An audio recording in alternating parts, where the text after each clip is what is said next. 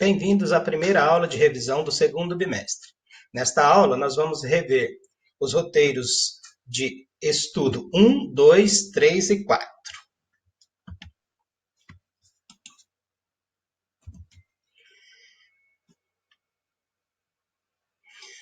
O tema desta revisão são as formas de comunicação nas sociedades antigas e os povos indígenas da América, incluindo os povos indígenas brasileiros e as três grandes civilizações americanas, maias, incas e astecas. O objetivo da aula é identificar as diferentes formas de comunicação utilizada pelos povos antigos, especialmente a escrita e a oralidade, e identificar as principais características das sociedades indígenas da América, incluindo-se aí a cultura e a tecnologia. Comunicação. Você sabia que existem dois tipos de comunicação? A comunicação verbal ou linguagem verbal e a linguagem não verbal ou comunicação não verbal. Na comunicação ou linguagem verbal, ela é caracterizada por meio das palavras escritas ou faladas, ou seja, através de textos e da oralidade. A linguagem não verbal usa signos, imagens, né, para se comunicar. Por exemplo, os ícones e a pictografia são exemplos de linguagens não verbais. A pictografia é uma forma de escrita pela qual as ideias e os objetivos são transmitidos através de desenhos. Assim também os signos, que representam um objeto ou uma ideia através das imagens. Os ícones são bastante presentes nos dias de hoje nas telas de celular, tablet e em outros locais. Vejam essa comparação. Na parte superior, um texto em hieróglifos, um texto numa escrita egípcia muito antiga. Embaixo, ícones utilizados no nosso dia a dia para comunicação, os emotions. Né? Então vejam a semelhança, tanto na escrita antiga quanto nessa forma moderna de comunicação, nós usamos símbolos, desenhos para se comunicar. Não exatamente uma escrita alfabética como nós conhecemos. Então, mesmo estando milhares de anos distante uma da outra, as duas formas de comunicação, elas se assemelham por usar então símbolos, ícones e não o texto alfabético. Os povos antigos usavam muito essa forma de comunicação, que está presente hoje então nos meios digitais também. Como os povos antigos se comunicavam? A primeira, né, e mais antiga forma de comunicação é a comunicação oral. Os povos se comunicam, então, através da oralidade, transmitindo a sua história, a sua cultura, a sua sabedoria de uma geração para outra. No início da Idade Antiga, nós começamos, então, a comunicação escrita. Então, com a invenção da escrita pelos mesopotâmicos, egípcios, chineses e outros povos antigos, iniciou-se uma nova forma de se comunicar e de se transmitir o conhecimento, a cultura e a história. Então, nós, entre outras formas de comunicação, nós vamos dar destaque nas duas primeiras atividades para essas formas de comunicação, a oralidade e a escrita. Então, vocês veem nas atividades a invenção da escrita no Egito, na Mesopotâmia, na África e em outras regiões. Os povos indígenas. Né? Começando então, falando sobre os povos indígenas brasileiros, nós vamos ver algumas imagens que representam a história e a cultura desse povo. Nesta imagem, nós temos artefatos da pré-história brasileira, artefatos de pedra, né, da pedra polida, então machados, cachimbos, ponteiras, ferramentas utilizadas pelos indígenas muito, muito antes da chegada dos portugueses, muito, muito antes de 1500. Então, isso aqui se refere a uma história muito longe, né, muito antiga. As primeiras populações indígenas chegaram na região do Brasil por volta de 6.000, 7.000 anos antes de Cristo. Aqui nós temos outros artefatos da cultura indígena. Então, um dos materiais muito utilizados pelos indígenas brasileiros é a palha, né, o trançado de palha. Então, aqui nós vemos vários objetos, cestos, ferramentas, né, uma espécie de peneiras, então vários utensílios utilizados no dia a dia, né, com uma técnica muito refinada de produção. Este instrumento que está aqui em destaque, ele era utilizado, por exemplo, para extrair um líquido venenoso que tem na mandioca para poder fazer o biju, a farinha. Os indígenas brasileiros que conheciam a agricultura da mandioca conseguiu então extrair a mandioca venenosa, conseguiu extrair a parte líquida venenosa dela e da massa que ficava aqui dentro, então usava-se para fazer a farinha de mandioca. Então ralava-se a mandioca, colocava aqui dentro, espremia e aí então ficava só a massa para fazer a mandioca. Então, artefatos de palha trançada, bastante comum na cultura indígena brasileira em diversas regiões. Armas, né? As armas produzidas pelos nossos indígenas, né? Então, nós temos aqui um conjunto de lanças de madeira, são lanças. Aqui, os tacapes ou as bordunas. E aqui a zarabatana, né? Que assopra um dardo venenoso tanto no adversário, mas bastante utilizado para caça. Então, essas armas ou esses equipamentos eram utilizados basicamente para caça, mas também eram utilizados para a guerra. Detalhe, vocês veem que são instrumentos de madeira. Por quê? Porque o indígena brasileiro, assim como de outras regiões do continente americano, não conheciam o uso de metais, portanto, não fabricavam armas de ferro, como espadas e lanças utilizadas pelos portugueses. Detalhe, também não conheciam a pólvora, portanto, também não tinham armas de fogo, como espingardas ou canhões. Cuidado com o índio, senão ele vai te acertar. As construções e as moradias indígenas. Observem nas imagens que há vários formatos diferentes de se construir uma aldeia ou uma tribo indígena.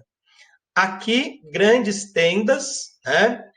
Uma grande tenda central com outras menores. Aqui o modelo mais conhecido por nós brasileiros, as moradias construídas em círculo, né? Ao redor de um grande pátio vazio, né? Aqui a cobertura forma um círculo, como se fosse uma única moradia com um interior aberto. Então eles se protegem embaixo desses grandes tampões, né? E aqui uma visualização mais de perto de uma oca, né? De uma moradia indígena. Além dos diferentes formatos, e cada formato desse tem a ver então com a tribo indígena, de qual é o povo, qual é a cultura, né? Nós tínhamos milhões de povos, de indígenas no Brasil, divididos em pelo menos 2.000 tribos diferentes, e cada uma com seus aspectos culturais. E a construção da casa, a construção da aldeia, faz parte, então, da tradição e da cultura de cada povo. Mas o que nós temos em comum aqui? O uso, né, do capim, o uso de algum tipo de palha para a fabricação dessas moradias. Portanto, eles não construíam, o indígena brasileiro não construía moradias feitas de pedra, feitas só de madeira, né, assim por diante. Então, de modo geral, é uma construção feita com uma estrutura de madeira e recoberta por palhas. Aqui nós vemos indígenas de diferentes etnias, né, como eu disse para vocês, são muitos os grupos indígenas brasileiros, e aqui também nós vemos as pinturas corporais. A pintura corporal faz parte também da cultura de cada povo, e ela é uma espécie de uma marca registrada. Cada povo indígena, Tupi-Guarani, outros Yanomamis e outros povos, cada um tem um estilo, um tipo de pintura corporal. Então, essa pintura corporal, ela dá uma identidade a esses povos, né? Ela dá uma identidade a esses povos. E também, ela é uma forma de comunicação. Existe uma pintura, um tipo de pintura para cada momento da vida da tribo indígena. Então, pinturas de festa, pinturas para celebrações religiosas, pinturas de guerra. Então, também é uma forma de comunicação. Então, índios de diferentes grupos, quando se encontravam no meio da mata, por exemplo, já poderia identificar se aqueles grupos estão em guerra ou não, de acordo com essas pinturas, né?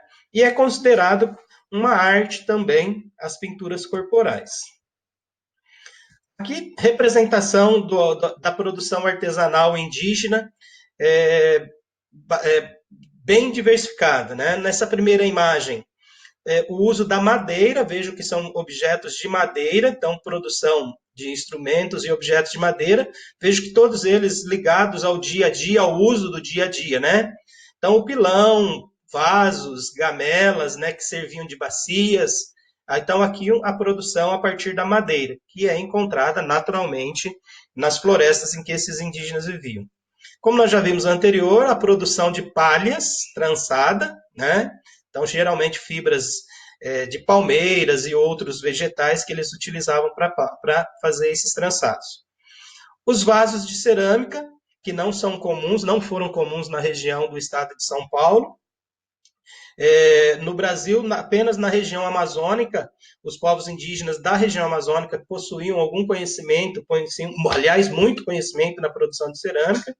E na ilha de Marajó, que é o exemplo mais conhecido. Ainda hoje, a cerâmica, chamada cerâmica marajoara, é famosa no mundo inteiro pela qualidade e pela beleza. Então, quando os portugueses chegaram ao Brasil, a região amazônica, principalmente na ilha do Marajó, haviam diversas populações indígenas com técnicas de fabricação de cerâmica. Lembrando que em outras regiões do Brasil, eles ainda não chegaram a conhecer essa técnica. Embaixo, dos tipos de artesanato mais conhecido e mais divulgados da população indígena, que são os artefatos de pena, chamado de arte plumária. Então, utilizando penas de aves, penas coloridas de aves, sementes e outros produtos encontrados na natureza, faz-se os cocares, os colares, brincos, né? O que nós chamamos hoje de piercing, que é atravessado no rosto, no nariz, na orelha, né? Então, essa é uma das coisas mais conhecidas e mais divulgadas da cultura indígena, que é a arte plumária, né? Então, a construção de cocares e outros objetos de pluma.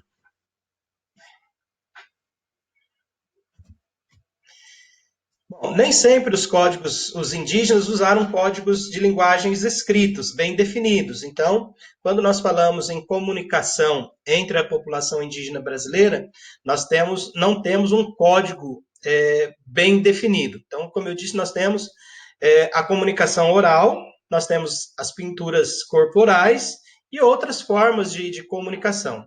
Na pré-história brasileira, nós encontramos em diversas regiões do Brasil a pintura rupestre também, que é considerada como uma forma de comunicação.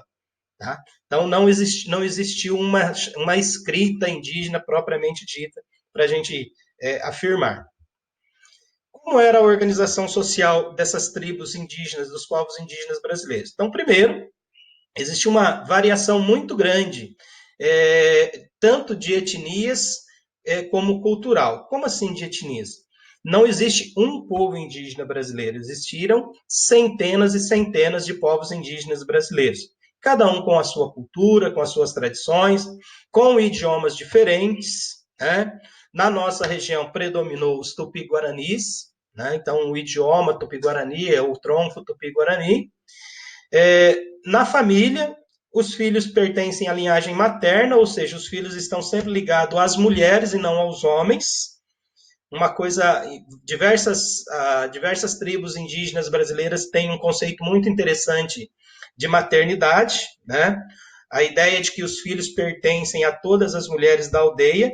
Isso faz com que uma criança, mesmo que fique órfã, que era muito comum, que a mãe morra durante o parto ou a mãe morra nos primeiros dias após o nascimento da criança, essa criança não fica desamparada, né? Outras mulheres da aldeia vão amamentar e vão criar, vão cuidar dessa criança, tá? Então, diferente da nossa tradição em que o homem é meio que dono do filho, né? Ele que é o dono dos filhos, na cultura indígena brasileira, eram as mulheres que faziam esse papel. Cada grupo está ligado a um conjunto de fatores, de atributos, né? O nome, os artefatos que produz, as cores que usa, os animais, tipos de animais que caçam. Então, há um comportamento específico de cada grupo indígena.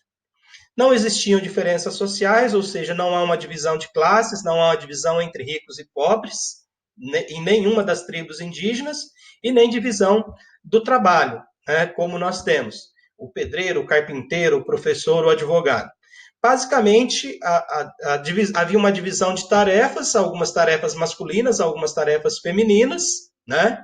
Como, por exemplo, a caça é uma atividade, é uma atividade masculina, a coleta de frutos na floresta é uma atividade feminina. E não havia propriedade coletiva da terra, é uma sociedade igualitária. Não há quem seja o dono da terra. A terra pertence a todos e todos tiram o seu sustento dessa terra. Então, uma sociedade, de certa forma, mais justa do que o modelo que nós vivemos hoje. A maioria, então, dos povos indígenas podem ser considerados como uma sociedade igualitária. O que significa uma sociedade igualitária? Onde todos são iguais, não havendo essa diferença econômico-social em classe alta, classe baixa, ricos e pobres e assim por diante. A respeito da liderança, né? O famoso chefe indígena, como nós costumamos chamar. Os indígenas não tinham um governo instituído, eles tinham uma liderança, essa liderança, o poder dessa liderança vem da tradição, né, e da autoridade moral. Né? É interessante perceber que o cacique, como nós chamamos o chefe tribal aqui no Brasil, o chefe indígena, ele não é um rei ou ele não é um presidente, né? Ele não é um governante. Ele não dá ordens aos índios da sua tribo. Ele estabelece, então, ele é responsável por estabelecer o convívio pacífico, ele é responsável por manter as tradições, a história da tribo, e tudo é feito com base num consenso. Né? Então, a autoridade do líder indígena vem muito mais da tradição do que do seu poder individual. Né? Então, por isso que a gente afirma que esses chefes eles exercem um poder, uma autoridade moral. E no dia 22 de abril, né, Pedro Álvares Cabral descobre o Brasil. Né? Então, dia 22 de abril é o dia do descobrimento do Brasil, como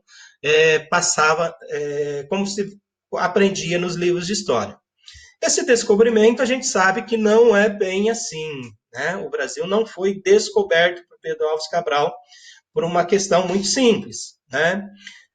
Os números variam um pouco de acordo com cada pesquisa, mas temos historiadores que afirmam que poderíamos ter 5 milhões de indígenas vivendo no Brasil em 1500. Então não dá para descobrir uma terra tão bem povoada assim, ok? A partir do contato, né, a partir do descobrimento, do contato com os portugueses, a vida dos povos indígenas no Brasil mudou radicalmente. E muitos de vocês já conhecem um pouco dessa história. Então, através da guerra, da doença, da escravidão, houve um grande genocídio, né, um grande extermínio das populações indígenas no Brasil. Então, de milhões e milhões de habitantes que haviam em 1500, restaram hoje menos de 1 milhão de indígenas espalhados por todo o território nacional. Ainda hoje, os grupos indígenas lutam pela sua sobrevivência, a gente chama de resistência, resistindo à invasão de fazendeiros, de mineradoras, de pessoas que querem se apropriar de suas terras, derrubar as florestas, né? E aí exterminar esses povos indígenas. Então, resumindo, até a chegada de Pedro Álvares Cabral, essas populações habitavam todo o território que hoje nós chamamos de Brasil, do norte ao sul, do litoral até as regiões do interior, cada um com o seu modo de vida, com as suas tradições, a sua cultura, e com o descobrimento, com a chegada dos portugueses e a colonização, esse modo de vida foi radicalmente transformado. Né? Foram exterminados através de doenças e guerras, e a população indígena não só perdeu o seu território, como reduziu drasticamente. Mas, ainda hoje, nós temos uma grande população indígena que tenta sobreviver mantendo as suas tradições e a sua história. Vamos para a segunda etapa, para a segunda fase dessa aula de revisão, que são os povos pré-colombianos. Nós discutimos isso durante a atividade, o que significa, então, povos pré-colombianos. Então, esses povos pré-colombianos são aqueles que já habitavam a América antes da chegada de Cristóvão Colombo. Cristóvão Colombo chega à América em outubro de 1492. Esse fato histórico, então, é chamado de descobrimento da América. E depois de Cristóvão Colombo, a Espanha manda, então, os seus colonizadores. Esses colonizadores é que vão entrar em contato com os povos nativos da América e vão, assim como os portugueses, vão conquistá-los, vão dominá-los, exterminá-los, né? E se apropriarem de toda e qualquer riqueza que encontram pelo caminho. Então, povos pré-colombianos, aqueles que já habitavam o continente americano. A gente pode falar também aí de povos nativos da América, que já viviam na América antes do descobrimento. Vamos falar das três grandes civilizações, relembrar as três grandes civilizações pré-colombianas que nós estudamos, né? Começando pelos maias, vocês podem observar pelas duas imagens uma pirâmide, né, construída pelos maias, e embaixo um sistema de agricultura.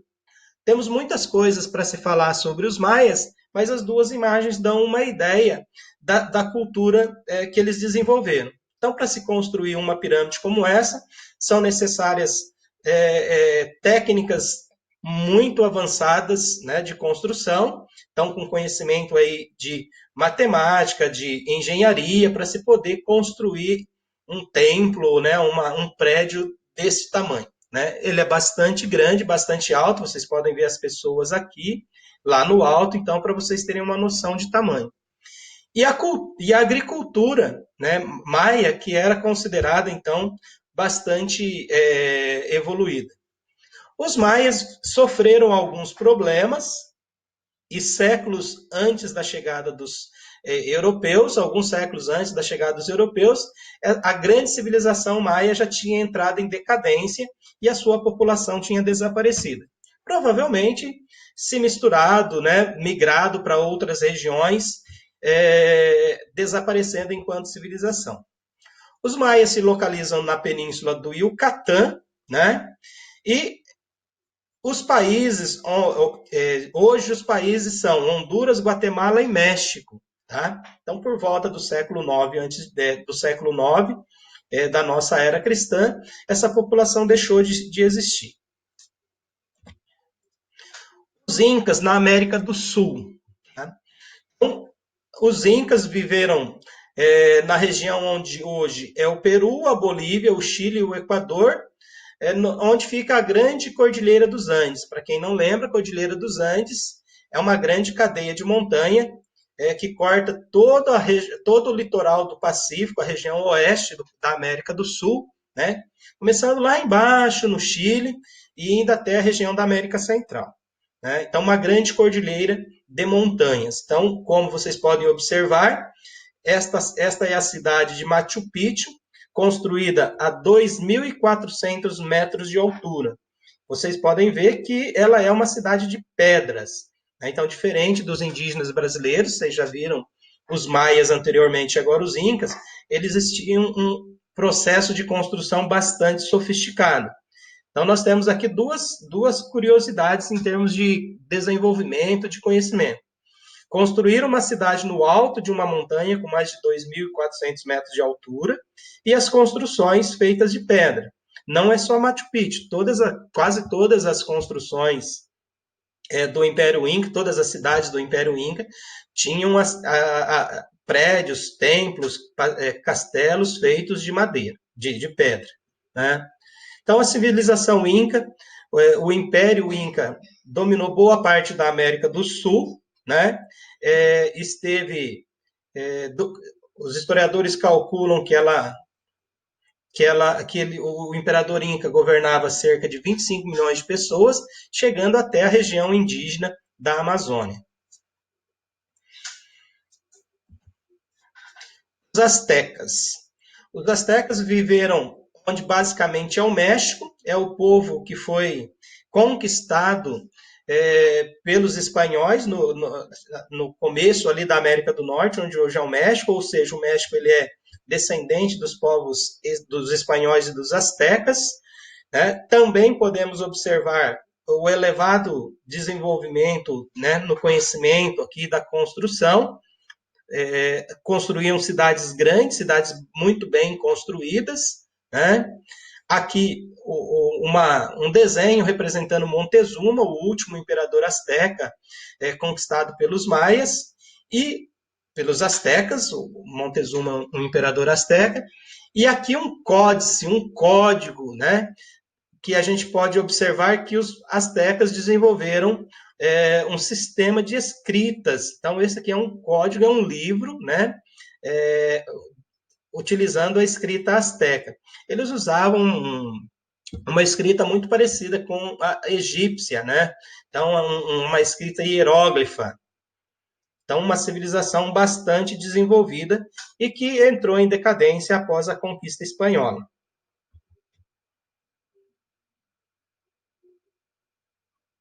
Aqui imagens, símbolos da cultura maia, da cultura asteca, inclusive uma espécie de futebol jogado com as mãos aqui, né? Que pode ser o antecessor do nosso futebol e assim por diante. Características gerais dessas três grandes civilizações. Na religião, todos esses povos são politeístas. O que significa? Vamos lembrar, politeísta significa que a pessoa ou o povo acredita em mais de um Deus. Então, politeísta é a crença, politeísmo é a crença em vários deuses, né? Os governos são teocráticos e militares. O que isso significa?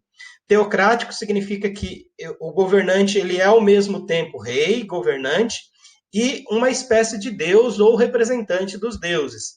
Então, o poder político e religioso é mantido pela mesma pessoa. O governante ele representa esse poder político e religioso. E é um governo militar. Basicamente, os três grandes impérios possuem exércitos e utilizam esses exércitos, essa força militar, tanto para escravizar outros povos, quanto para manter o controle sobre sua própria sociedade.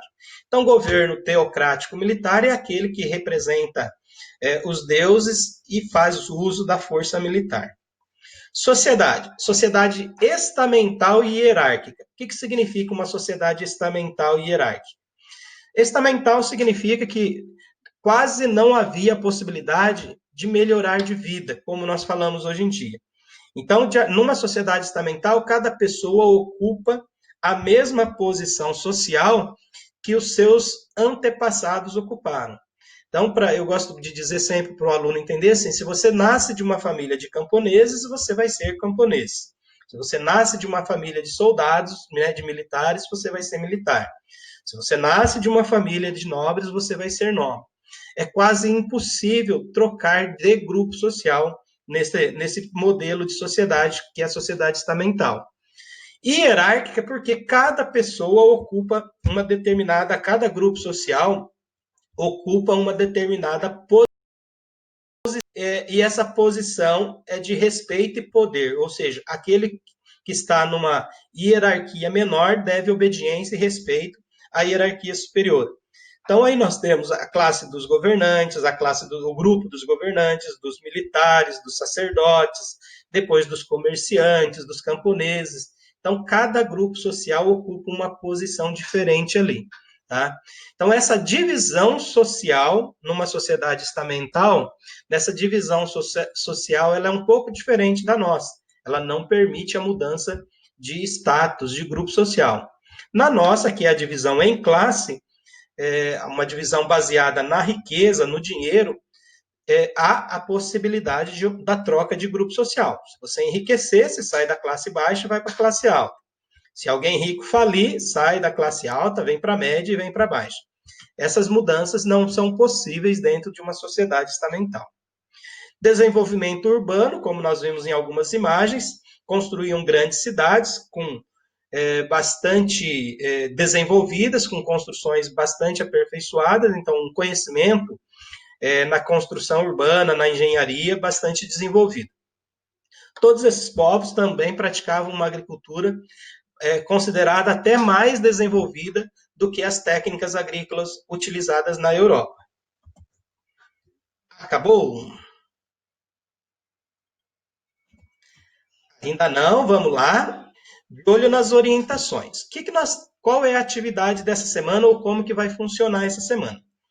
Essa semana nós vamos fazer a recuperação dos 4 primeiros roteiros de estudo. Roteiro 1, uso das imagens como forma de comunicação. Roteiro 2, como os tipos de linguagem e registro das sociedades antigas. O roteiro 3, os indígenas brasileiros. E o roteiro 4, maias, incas e astecas. Como que vai funcionar? Se você já entregou as 4 atividades, você vai apenas escrever um resumo desta aula no seu caderno, fotografar e me enviar. Assistiu a aula do professor Marcos, faz um resumo e me envia. Para você que já já entregou as 4 atividades. Quem não entregou as atividades, vai tirar esta semana para fazer as atividades que estão atrasadas. Então, você vai pegar lá, ver quais as atividades que faltam. Se falta 4, vai fazer as 4 e me entregar até a próxima segunda-feira.